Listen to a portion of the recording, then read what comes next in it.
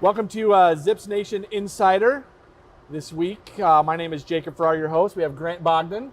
Grant, let's kind of review what happened, what took place over the last few days, over the weekend. Yeah. Let's start with our Zips football team. Big week for Zips Athletics. I wish I could say football too.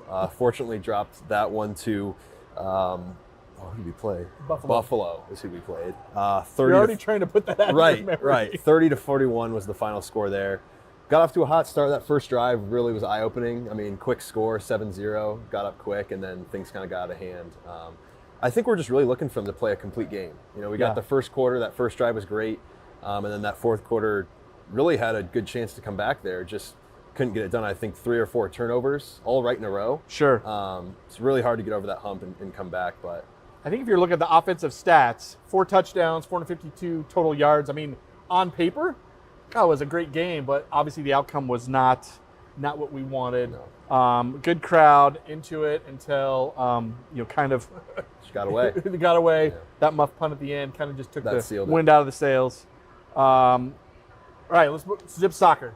Soccer. Got a tie this past week, but not really much of a worry. I mean, we got that quarterfinal game on Saturday against DePaul, who we beat 3-0 the first time out. So looking to get a big win there, move on to the Big East semifinals. And yeah, it should be a good one. So we finished the season, Zip team 10-3-4, 7-0-1 in Big East play. They played DePaul. That you mentioned that game on Saturday. They beat them last month in October, 4-0. So again, don't want to get too much hope, and it is tournament time, so things can happen. But obviously, I think we feel pretty good about what's going to happen. All right, we're going to have Coach Groce, John Groce, here later on the podcast or on the show. So let's talk a little bit about basketball. So let's start with the men's team. They lost in overtime, 75-80. But I think there were some good things that we saw. Obviously, they're down at halftime. 10 points. They were down at half. And obviously a really young team. You know, we lost a lot of firepower this last year between Enrique, who got drafted to the Pacers, Ali, Greg Tribble, a lot of big names. Sure. Most of our starting, Sammy Hunter. So lost a lot of those names, looking to replace those guys. And someone who really stepped up is Sharon Young. 15 points, led the team as a true freshman. West Virginia Mr. Basketball. So a lot of hope there for a strong season. Just couldn't get it done against a team who was picked to finish first in their conference in the Sun Belt. So 6 players had their debut, but also 9 new players on the Zips team. So definitely a lot of just kind of seeing how everyone gels together for the men's team. Women's team, we had obviously players last week on our episode. They also had a game this week, tipped off. They won, a home win. 1-0 on the year. We love it, 81-73. They were also down at the halftime, but came back to win kind of pretty easily. Junior Cameron Rhodes led players with 25 points. Maddie Vasicki, she was our guest last week, in her Zips debut, 14 points. They have their next home game on Wednesday of this next coming week. But again, for the home team, men's basketball, their home debut is this Friday. Ohio Wesleyan. First anything else from sports for Akron this week? Don't think so. Should be a good week. Tipping off basketball and soccer with the quarterfinal on Saturday. And we have, again, Coach Groce, head football or basketball coach for the Zips basketball team, as our guest this week on Zips Nation Insider. That's a little easier for me to look at his infamous beard. James Harden has nothing on this guy. Oh, it's been worse. This is maintained. Well groomed. It's well groomed. Well groomed. It's been. I was looking at some old pictures, and actually my license. I'm not going to show you my license, but it's. So let's talk a little bit about this year's team. Obviously, you had your first game the other night. When you're in a game like that, what are you looking for from your players? Is it chemistry? How these different combinations? Like what goes through as you're setting the lineup? As you're watching the game, what's that thought process look like for you? Yeah, more than anything, Jacob, it's such a unique time in college athletics right now. You know who's really helped give me perspective is Jared Embick and our soccer team. Sure. If I had $1 for everybody that said, oh, we're not very good this year during non-conference, and then last I checked, they went undefeated in the Big East. They're the 1 seed in the Big East tournament, and they're champions. And went undefeated. Yeah. So I think what people have to understand is the rosters are so volatile right now. And so that's why I told people to appreciate Freeman and Tribble and Dawson and Ali and all those guys, because we had them for 5 years and 4 years. And those days are, you hope, not far and few between, but your team's changing. We have 9 new players. I've never had 9 new players. Yeah. These guys don't know what's going on yet. Sure. They're better now than when they started. Yeah. So there's a progression where I was looking for the other night, like, okay, really good team, picked to win the Sun Belt, loaded with athletes, on the road, blackout. Can we make progress from the 2 private scrimmages we had and play the best we've played to this point? Clearly we did. Yeah. Now, we didn't get the outcome we wanted. You know, we smoked a couple layups, quite frankly. Missed some free throws late in the game. Maybe some early first half 3-pointers. Had a bad goaltend call. You know, just a lot of things go into that when the margin for error is that small. But we played well against a good team. We came up short. So I'm trying to remind myself, hey, look what Jared went through. You have 9 newcomers. Yeah. This is a completely different team. And even the guys who returned are playing completely different roles than they played in the past. So we're a work in progress. The good news is I do think we're pretty talented, and I do think they're really good guys. Like, they're fun to work with. So they care, and I do think we'll continue to keep getting better. And I think we can be good. We're just not good yet. Sure. But I think we can be. So the ingredients are there, right? I think you have so. The ingredients. I think so. It's just being able to put together the recipe and being able to do that. So you mentioned the 9 new players. Let's talk a little bit about that process, right? So you're right. Things are much different than maybe 5 years ago from scouting out, you know, players from coming up from high school, but also maybe even from around the country. You know, are you looking at the transfer portal? Like, what's that process look like from a coaching, or is that an assistant that does it, or no? We all do it. All you know, we've taken the approach of the hybrid method, and you follow us pretty closely. You notice that we recruit high school kids. We think that allows us to develop a foundation and a culture. Like right now, our culture carriers are Nate Johnson, Tavari Johnson, Lyles, Scott. They've been here, right? Before and previously, they had to learn from Freeman and Greg and Mike D and Ali. And, you know, so I think that's important. And then obviously we've utilized the portal. We're very fortunate in that we have a great city, great university, great support, great fans. We've won. Guys are becoming pros. They're graduating. So we have a great sell. And then on top of that, we have Fear the Rue Collective, which is one of the best collectives in the country. And we were ahead of the game a little bit with that. So give Bud Wentz and his financial group, you know, a high five on that one. But when you put all that together, we have an attractive, you know, place to come and go to school and play men's basketball and be a part of this community. So we're going to continue to build on that. But yeah, we're utilizing all avenues kind of to put the roster together. We've not went exclusively portal. We're not going exclusively high school. We're kind of, it's like a hybrid method, if you will. What I love about the team, you guys are buyers in that market, right? You're buyers. Yeah, you have for people sure. coming versus, you know, this exit or jumping ship to find, you know, the next big payday, so to speak. Yeah, so, thus far, right? Yeah, and we understand that we live in an odd, I shouldn't say odd, but a different environment in recruiting now, like you said, than even 5 years ago. Yeah. Maybe even 3 years ago. You know, so it's totally different. You have to adjust. It's the old, you know, Marines deal, Jacob, but improvise, adapt, and overcome. And if you don't, and here's what happens a lot: people want to complain about it. It doesn't do us any good to complain about it. We need to figure it out. And within what we have, our resources, et cetera, figure out a way to navigate it and put ourselves in the best position possible. Complaining does us no good. We have a saying in our program: no excuses, no complaints, no shortcuts. Not about it. You know, we're not, that's not who we are. So if we're going to say that and expect our guys to live by that mantra, then we have to do that as a staff, and we have to do that culturally as an entire program. So thinking about this, you know, great lead up to this team, what are some specific goals? Like what do you guys want to accomplish this year that fans can be excited about? Yeah, I mean, obviously when you have Akron basketball on your chest, you got the A, all that. We understand the expectations championships. We're not dodging it. Like, it just is what it is, right? So for us, I think this team is talented enough. We talked about it earlier, that we have an opportunity, if the Lord blesses us with health. You got to be healthy, relatively speaking. that we're going to have a shot to be one of those teams that has a chance. Right now, we're not, but the beauty of it is it's not March, it's November. Yeah.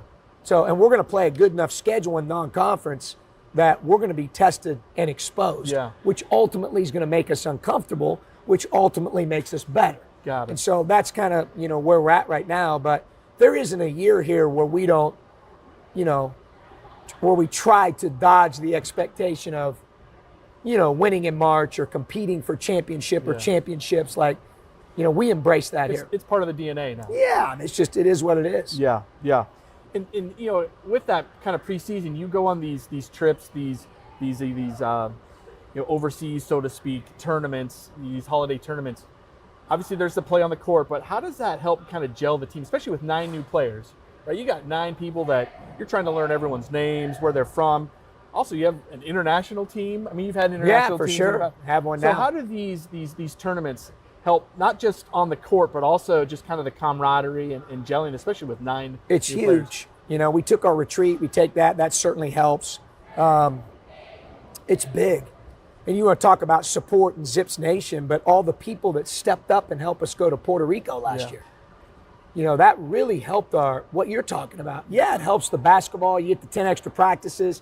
You get to play against professional basketball players, but you get to take a trip that's a cultural experience that those guys, most of them have never had in their entire lives. Yeah, leaving the country. Yeah, and then you get to come together as a team and create a bond outside of basketball, which makes you better on the 94x50.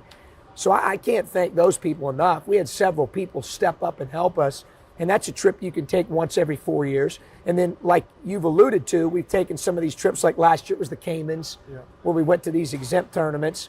We will probably do that next year during the 25-26 season. This year we're hosting our own, but, those trips make a huge difference, especially now where you're coaching almost like a new team every year. Those experiences allow you to bond quicker, and that's necessitated in today's environment. Yeah, yeah. We're here with Coach Groce, Zips Nation's insider. Fabulous conversation. Thank you so much for. We still got more questions, but appreciate your candid. It's just been great so far. Thinking about players and kind of that balance. Obviously, you talked about the graduation rates. Have you ever, you don't need to share names, where players that you thought were going to land, but because of the focus on maybe the academic side, that they've kind of turned away? Have you had that experience, or has everyone kind of bought into, hey, it's not just what's going to happen on the court, but we expect you to excel in the classroom as well? Well, I'm going to be honest. We look for guys that fit our culture, and our culture is really simple. I tell the guys, you should be able, if someone walks up to you and says, hey, tell us about the Akron men's basketball culture. If you can't articulate it, then obviously our culture is not very strong. Sure. So what I tell those guys is just really simple, and we back it up, is we care about 2 things here. We care about each other at a high level, and number 1. And number 2, we care about winning. Now, when people hear winning, obviously they think that just means banners, rings, championships, nets. That's a part of the winning. Yeah. But we're talking about winning in life and winning in the classroom. And if you're not interested in winning in life, winning in the classroom, winning on the court, and caring about someone else other than yourself, this is a really bad fit for you. Yeah. So we're trying everything in our power to stay away from those guys. Got it. If a red flag comes up like, oh man, this guy's super selfish, or hey, this guy could care less about the team winning, he's all about himself, or this guy's going to be a pain in the rear end in school, then we're not interested. So.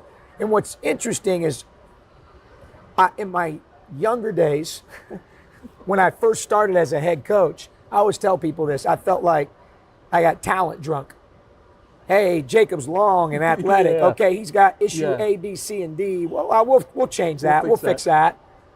And now I look at where we're at and how it's evolved and what our evaluation process is based around what we just talked about. And it's crazy. We actually win more doing it that way.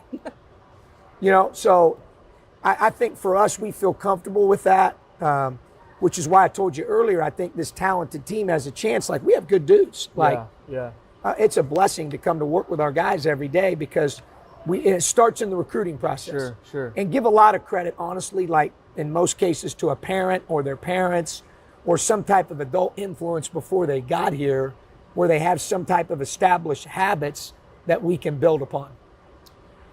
So it's almost like that adage, culture eats strategy for breakfast. It's kind Yeah, of, I mean, it does. I mean, it sounds cliche-ish and all that, but like, it really does. we got to buy into the program and be able to find that out early in the recruiting process helps you in the long run. It does. So thinking about, in addition to the 9 new players, you brought in some new assistant coaches. Yeah. Thinking about your assistants, kind of what role they play. Obviously, they're helping out on the day-to-day from a practice during the games, but how much do you rely on those assistant coaches to really kind of help kind of sell the culture, but also just the philosophy for Akron basketball? Yeah, heavily. We've been really lucky, right? Until Rob Fulford just left to go, he went to Huntington, basically go to Marshall to basically be with his family. Sure. His son's there, his grandkids are there, his wife's family's from there. He started Huntington Prep there. So, you know, I get it. We loved Rob and still do and appreciate all he did. And he was a huge part of the success that we've had. But other than him, we've pretty much kept everybody because they love being here. Again, it goes back to culture, great community, great city, great university, great support. So they're a huge part, Jacob, of what we do. Each guy has a role. It's no different than a team. Sure. When you hand out roles to your players, and they execute it with a lot of pride. I'm the luckiest guy. I've, got a great staff. So how do you, as a coach, Coach Groce, handle kind of the highs and lows of a season personally? Like, what is your process to kind of think about, kind of putting this all in perspective? Again, you have a strategy for your players, but you personally, what is that process? Yeah, I think as you get older, younger, I mentioned earlier about our recruiting and how that's changed a little bit. But as you get older and you experience, I've been through, and our family's been through so much. Sure. Hired, let go, success, big wins, tough losses. And what ends up happening, I think, is you realize, you're going to be okay. Yeah. You get almost more authentic and more convicted about, the things that are important to you, those convictions. You believed them the whole time, but now you're applying them like crazy with no fear. Sure. And so when you get to that point, I think it becomes more fun, more enjoyable, and you don't worry about things you can't control as much. Yeah. I think when I was younger, I probably did that more than I should have. But as you've gotten a lot older, you learn, hey man, just focus on coaching your team. Yeah. Get your guys better as people, students, players. Max out your team, try to overachieve, take it one day at a time. There's no shortcuts to it. Try to ignore the outside noise and distractions. Easier said than done today with cell phones. Sure. I worry about that with my kids and our guys. You just turn on, look at your phone, and I always tell them, though, a lot of times with social media, they make it seem like it's way better than what it actually is, or a lot worse than it actually is. And when in reality, it's probably somewhere in the middle. Sure. So try to stay in the middle. And also for you and your, what you do, there's always another game, right? You have to have that memory or that short-term memory, so to speak, because there's always another time to have a high. Sure. Coming off of a low. Going back to, the coaching or your kids, or, that's something I've always tried to tell my son if he has a bad baseball game. Hey, you have another game on Friday. Let's flip that around. Next play. Great. So, Coach, we have a question that we like to ask all of our guests. So, Danville, Indiana. Yeah. Hometown. This is our hometown pizza. So, I was to come visit you, or we go to Danville together. Where are we going to pizza? You know what? And to this day, it's one of my favorite places to go for pizza, and there's not one around here. Now, there's great pizza here. Sure. There is. But I would take, our family would all go to Pizza King. Pizza King. And it was a particular Pizza King in Avon, Indiana, even though I grew up in Danville. Yeah. And it was, what we loved about it as kids is they had a train, an automated train, Jacob, believe it or not. Go around right next to your booth. It would stop. You would open up a little sliding, almost a little small door, grab your drinks, appetizers. So you'd place your order, and this train would bring some of it in part around. Were there other pizzas? It is a chain. Okay. But this was the only one that had the train. Okay. And for some reason, the pizza tastes better at that one than the others. So is this a celebration after a game? Family go to Pizza King, family? I don't know if we do that. Usually we go to Pizza Hut. So when we had a Pizza Hut in Danville, Indiana, and on Friday nights after the basketball games or Saturday nights, because in Indiana they played a lot of the games Friday, Saturday. In Ohio, it's Tuesday, Friday. Yeah. So after the Saturday night game, we would all go to Pizza Hut with all the high school students, and that was more of a social hour than it was. And not that the pizza was bad. Yeah. It wasn't Pizza King not Pizza and King. Avon level, but It was a worthy substitute, yeah. but Pizza and it was King, the place to be, Got it, when got you're it. in high school. Got it.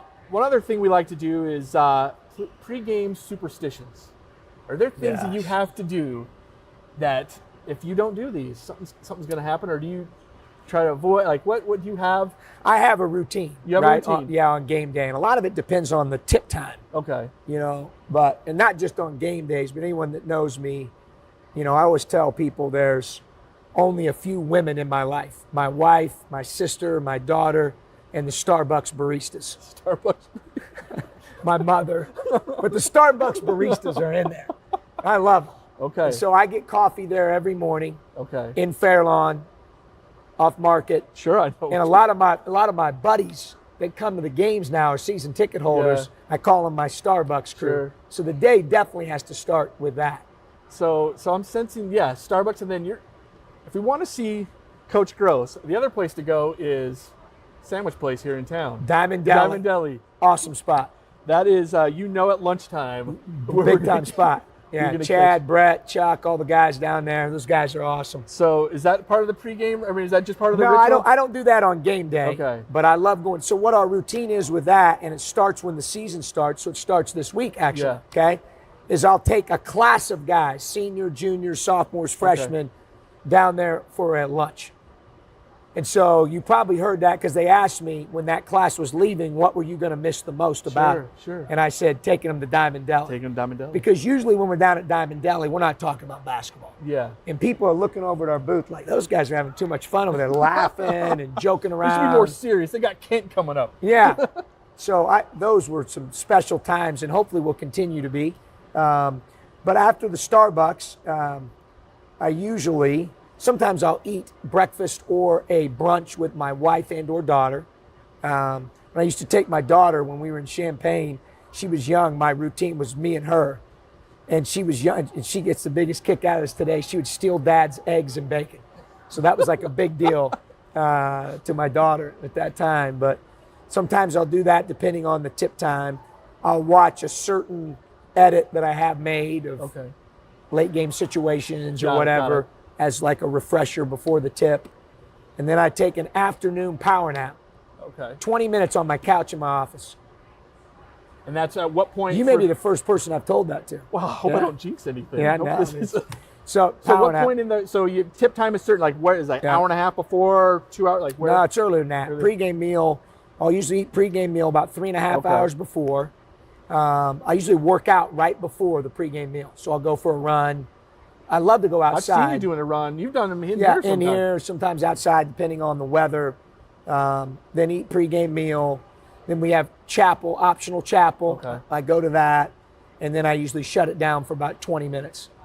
Yeah, so that's kind of my routine. There we go. Yeah. Again, knock on wood. We're not jinxing anything by you sharing your pregame. That's great. Thank you for sharing that. All right, so our last segment, call it our rapid fire segment. Okay. It's powered by 330 to Go. It is the Ohio's hottest and fastest growing news and entertainment media network. So rapid fire. So don't think, just answer. Why'd you choose your number playing high school basketball? Great question. I wore 22. My wife, ironically, wore 22. Connor wanted to wear 22. They didn't have it, so he ended up choosing 11 at Revere. I just always wore 22. I don't necessarily have. Now we said 22. earlier. Taylor Swift, yeah. And we're tying it together, Jacob. 22. So, it's coming yeah, back. but I really don't know. I just like the number. Just like 22. Yeah. Favorite player growing up? I have a guess, but I want to know your You favorite. may not know this really? because it wasn't an NBA player. Okay. So my parents are from Newcastle, Indiana, which Okay. has the world's largest high school gymnasium. Oh, wow. 9,000 plus. Oh, wow. For high school. So when in the early 80s, my dad came to pick me up in a white Lincoln town car at high school, and said, John, we're going to go to Newcastle and watch Newcastle play Marion tonight. It's a sellout crowd. We're going to meet some of my high school buddies over there. They supposedly have this good player. His name's Steve Alford. Steve Alford, sure. He's a sophomore in high school, Yeah. 16 years old. Yeah. So we went over and watched, and then I ended up going over several times to watch him as a junior, as a senior. Ended up Sure. being Indiana Mr. Basketball. Yeah. Followed him when he was at Indiana. Sure. Played in the Olympics for Coach Knight. He coached for a while too, right? Didn't he? He ever did. coach against Still coaching right now. Have you coached? You've not coached. I did. Nevada. We coached against Nevada in the Caymans a couple years ago.